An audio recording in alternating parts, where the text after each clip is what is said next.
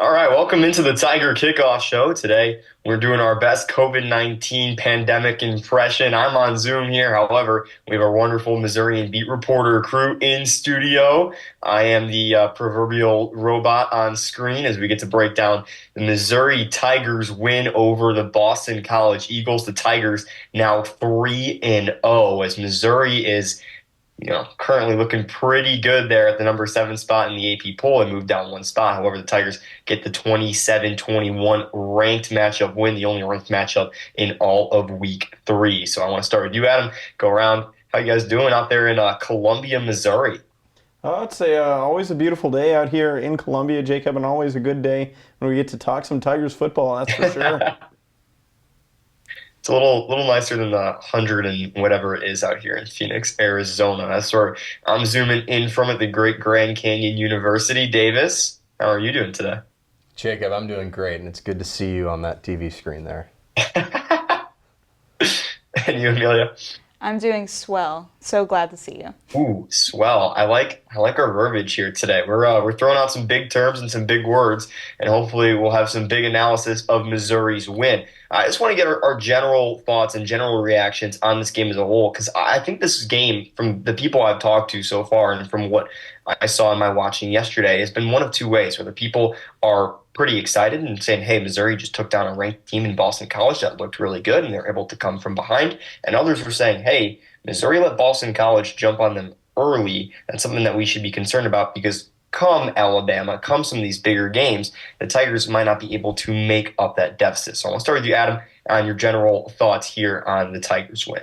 Well, Jacob, I really wasn't as concerned, I think, as a lot of people were about this result. Obviously, Missouri ends up getting the win, and I think that matters a lot. But where the concern comes from for a lot of folks is that Boston College was able to jump out to a 14-3 lead. That is true. They did score the first 2 touchdowns of the game, and arguably one of them was maybe the most fluky play of the entire season so far.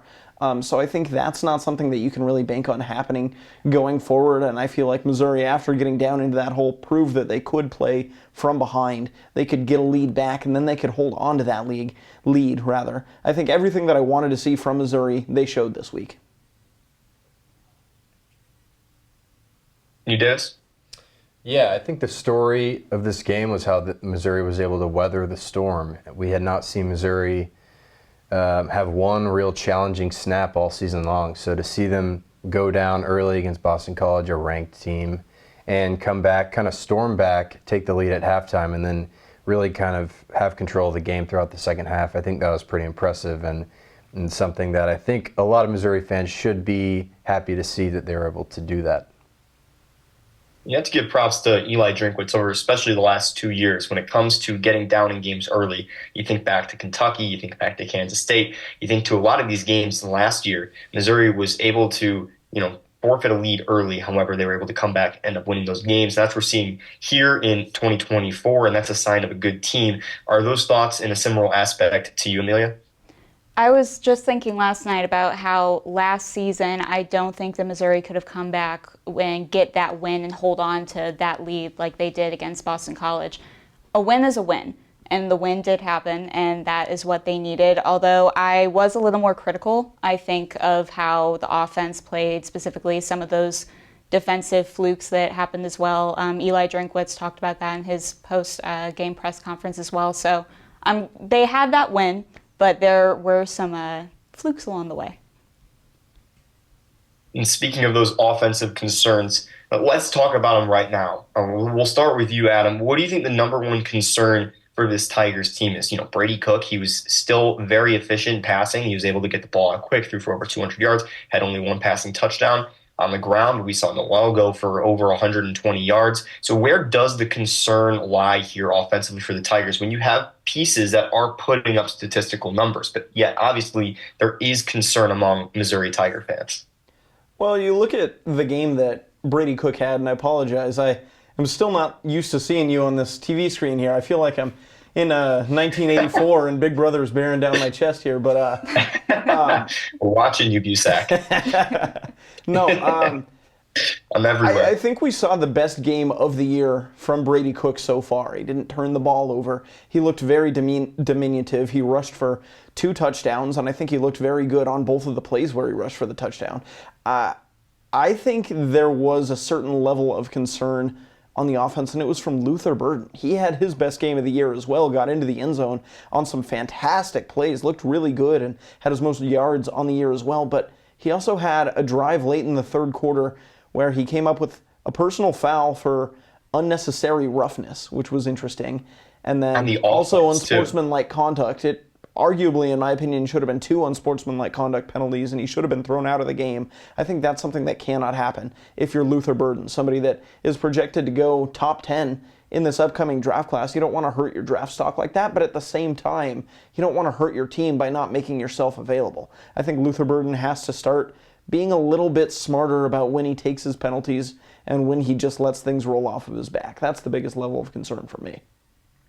And again, just to hammer how rare this is, you never see unnecessary roughness calls on the offense. It's a very rare thing unless you're getting into a fight or something after the play. Again, like you said, it's something that, Eli Drinkwitz, this team is going to hammer that can't happen. But again, when you have players that, Luther Burden is the best receiver in the country at the moment, and he knows it. And you have a guy that's playing at a very high level, and if his ego gets hurt, there's going to be certain things that flare up and show out. So the challenge for the Missouri Tigers is finding a way to use the ridiculous talent of Luther Burden while at the same time kind of honing in that competitive edge. Now, for you, Davis, was there a different aspect of this Missouri Tigers offense that seemed kind of worry, or was there, kind of the same sentiment with Brady Cook and Luther Burden? Well, I think it's some of the same, but also I think the lack of deep shots, which is something we've been talking about all season, is still something a little bit concerning for Missouri fans. Brady Cook had some long throws yardage-wise, but a lot of that was yards after catch from guys like Luther Burden, making defenders miss and picking up yards. So we still haven't really seen Brady Cook take the top off of the defense, go deep down the field, and I think that that's something that Missouri fans are still waiting to see. There was one specific play, I believe, in the fourth quarter where he just missed Luther Burden wide open in the end zone. He had to step on the defender, would have been an easy touchdown, overthrew the ball. We've been seeing that a couple times. Still only 2 plays above 20 yards for Brady Cook in this game. So that's kind of a theme that we've been seeing. Missouri's had an issue getting those chunk plays. And one of them, the 44-yard touchdown to Luther Burden, was not even a deep throw whatsoever. Yep. Going on that point, Amelia, is Luther Burden, Brady Cook the area of issue for you as well, or is it anything else, offensive line potentially? Yeah, I agree. I think the offensive line, I haven't had as many critiques of them. I agree with the discussion we've had about Burden and those penalties. I've never heard of throwing a ball at another player being unnecessary roughness, and I don't know about that call, but I also agree with Davis about the pass game, but I do think that Missouri really made up for that, specifically with Nate Noel during that game with the rushing game. And by rushing for most of the game, they left room for more of abilities to pass toward the end of the game. So I think they're finding ways to combat this issue they're having of getting the ball to receivers. But they also, I feel like the offense just hasn't fully connected yet. You see some flukes that are happening. I think it was Theo Weiss that had a pass just fall out of his hands, not talking about the flag, the other play for that. So I think there are just some connectivity issues that really just need to be worked out before we get to SEC play. And I think what you said right there, before we get to SEC play, is a key factor, because the offensive concerns that we're talking about here are not necessarily football team issues. They are top 10 issues. And for Missouri, it's the factor between getting a top 10 win and beating another ranked opponent, or Missouri getting a top 10 win and beating up on an FBS team. Because Missouri, they're a very good football team. Eli Drinkwitz has done a very good job recruiting. He's done a very good job with this scheme and bringing in the right pieces. Kirby Moore, the whole offense has really come together. Now, to be in a position to win a national championship, which Missouri is trying to do, especially with the expanded format this year, these little minuscule things on the offense are going to have to be cleaned up. Brady Cook is going to have to find that deep ball, like you said, Davis. Luther Burden is going to have to reel in that emotion at the end of the plays, like you said, Adam. And like you said, Amelia, like this team just needs to find a way offensively to kind of cohere and figure things out if they want to go far in the postseason. Now we're 3 weeks in. There's still a lot of time left to play. But I think what part of the concern stems from is the fact that this offense is not in year one together. There's not those kinks that need to be ironed out. This offense has had a full year already to figure things out, and we haven't seen that click come back from what we saw in 2023. But going back to what we've seen so far in these 3 weeks, Missouri, they came into this week ranked 6th, and now they get pushed back to 7. I want to talk about this for a moment. Do you think that was the right move by the AP poll? Because the team that jumped Mizzou was Tennessee, which had a large win over kind of an opponent that was not near the strength. It was a non-ranked matchup. I believe, was it Chattanooga that Tennessee ended up playing, or was that week 1? That was week but one. they ended up Kent State, yeah, Kent State, Kent I State. believe. Kent State, thank you. They absolutely beat up on Kent State, and the AP poll ruled that was a more impactful win than Missouri's win over ranked Boston College. What are your general thoughts on Missouri moving one spot back in that AP poll from 6 to 7? For me, I'm not as worked up about this, I think, as a lot of other people are. I think that if you take a step back and just objectively look at both teams' schedules, you have Missouri, who has 2 wins against lesser opponents and then a win over a team ranked number 24 in the country. If you look at Tennessee, you have 2 wins against lesser opponents and then a win against the number 24 team in the country.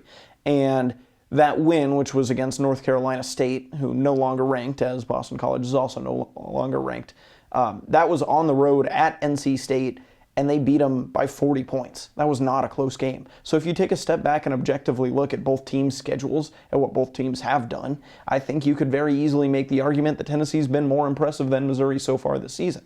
Now, the issue that I think a lot of people are taking is the timing of moving Tennessee up a spot, but for me, you have to take each AP poll completely independently of the week previous. I think that Tennessee probably should have been ahead of Missouri last week, and this is just correcting the course for a lot of AP voters. What are your thoughts, Davis? Yeah, I think Adam kind of nailed it. But one thing I thought about was if you flip the roles, if you reverse what the teams, and Missouri has a 70-point shutout win, fans would be demanding AP poll voters to move them up. So, I mean, what Tennessee did was extremely impressive. What Missouri did was impressive. They beat a ranked opponent at home. They took care of business. But Tennessee looked really dangerous. Their offense looked really lethal. And so I'm not upset about it. I see where the voters are coming from. I can also see where fans might be upset, right? You get punished for beating a top 25 team, but Tennessee's probably the better looking team right now, and that's just how it is. I think, too, no one's saying that Missouri is a bad team by moving them down one spot. Obviously, when you're 3-0, for Tigers fans, you want to be climbing up as close to that top 5 as you can. You get moved one spot back. A little demoralizing. But Amelia, for you, are you on the side of the AP poll here, or are you with some of the Tigers fans that are saying, hey, we took down a ranked opponent, well, why aren't we moving up, and why is Tennessee, who played someone else, getting the nod? I also think Adam and Davis really hit it on the nail there. I didn't watch the full Tennessee game, but their quarterback is great. And I think that from what I did see, their offense did look cleaner from the clips that I saw. But I think we also have to keep in mind that right now, it doesn't really matter where you are in the AP poll. I mean, we're talking about playoff, whenever the playoff rankings come out, that's when you need to start taking things really seriously. But at this point in time, whether you're a spot ahead or a spot below, it's not something to get super worked up over. So I do think that I could see both arguments, like they said, but I do think Tennessee did deserve to be a spot up.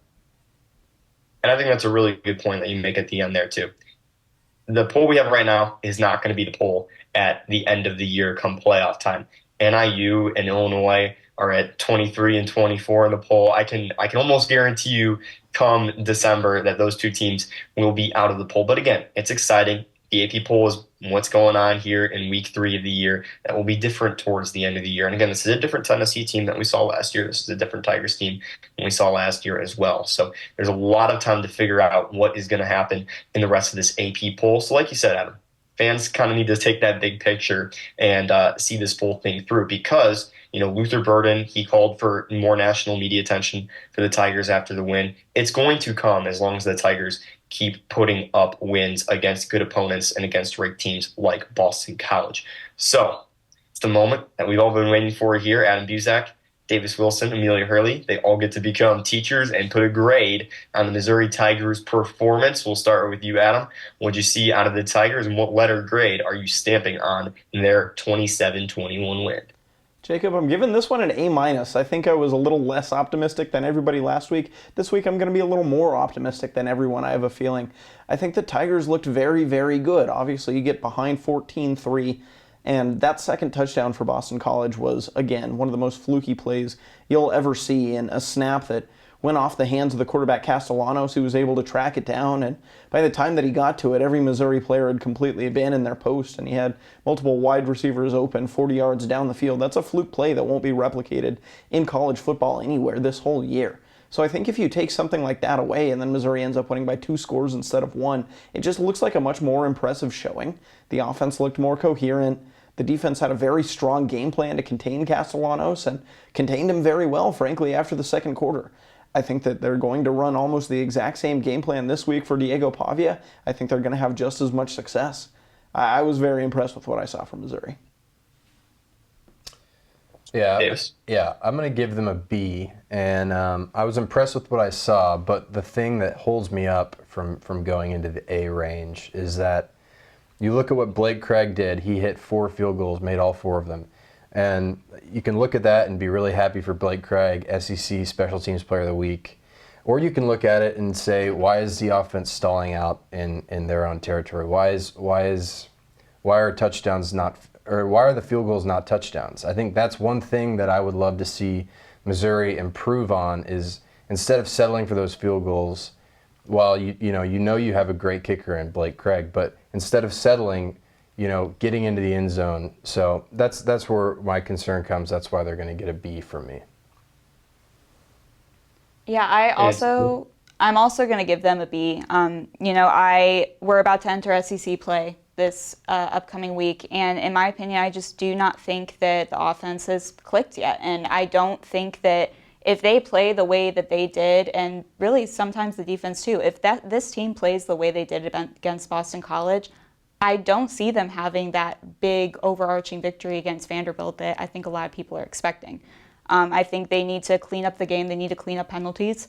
They need to clean up that passing game, all these things that we've been talking about over the first few weeks. And we keep saying, we hope they do that for the next game and the next game. We haven't seen that yet. And now that we're entering non-conference play, or we're exiting non-conference play, that really needs to come together this next week.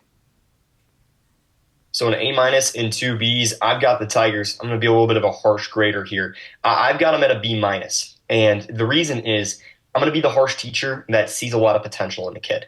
I see a lot of potential in this Missouri team, and I don't think they fully reached that potential this week. Again, it's everything that you guys said so far. This offense hasn't clicked. They forced Blake Craig to go out and have to make some really tough kicks, which is encouraging because we saw, the week prior against Buffalo, him miss 2 field goals and he was able to nail them all. And those ended up being the difference maker in a 6-point game for the Tigers. But I think that a team like Boston College was a great opportunity for Missouri to really flex and say, hey, we are the number 6 team in the country for a reason. And they kind of just proved that they were able to win that game to me. And that can be great in week 3, but these first couple weeks are a ramp-up period to SEC play. And I really think that the Tigers could have built on that confidence and built on kind of their program saying, hey, we are a top 10 program. We are a top 10 team. We don't make games with, the number 24 team in the country. And they had an opportunity to do that. And because of a slow start offensively and because of several plays, it's great to see him have that interception in there for the 3rd straight week as well. But in my opinion, they missed that opportunity. So I'm a harsh grader here. B- is a really tough grade. You can't even dip into C territory with a win. But I feel like there are things that the Tigers can clean up and need to clean up going on in the season. So that's my grade. I want to thank y'all again for having the time to listen into the Tiger Kickoff show. We've got coverage for the rest of the year coming up. We preview and review every Monday and Thursday. We'll have that preview coming up for Vanderbilt in just a couple days. Well, thank you once again here from Phoenix, Arizona, our crew back in Columbia, and Adam Busak, Davis Wilson, and Amelia Hurley for tuning into this episode of the Tiger Kickoff Show. We'll catch you Thursday. Go Tigers.